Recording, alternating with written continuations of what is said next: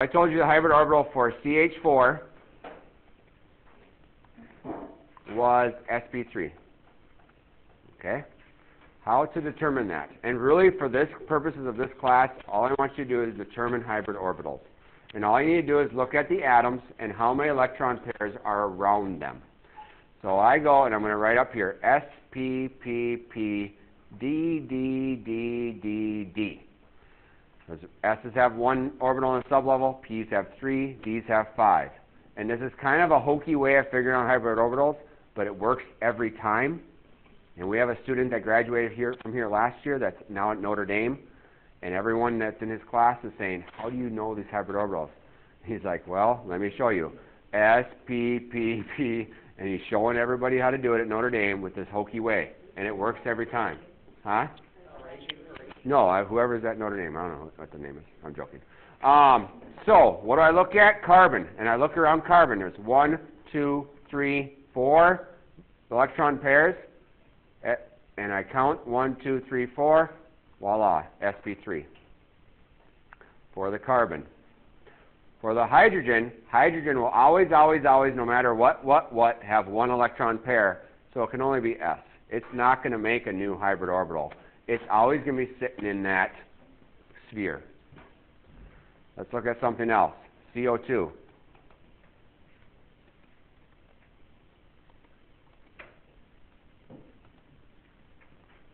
When you count electron pairs, it's just like yesterday, that a double bond counts as one pair. So if I look at carbon, 1, 2. 1, 2. So the type of hybrid orbital for carbon is sp. 1 electron pair, 2 electron pairs. It's like yesterday when we're counting electron pairs for shape. I know there's 4 and I know there's 4, but when you count electron pairs for this, you just count them as one and another.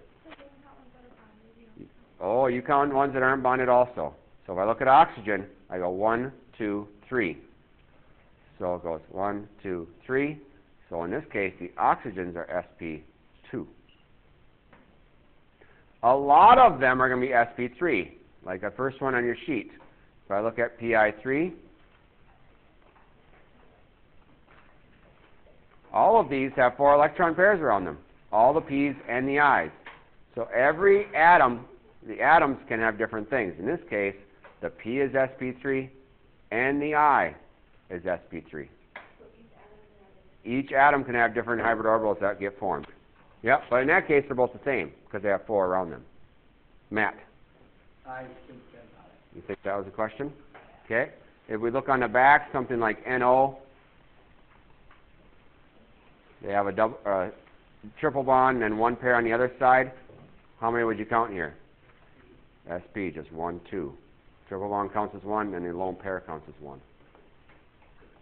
The only thing I want to make sure I talk about yet is what if you get crazy, like SF6. And if the bell rings, please just hold off for a second.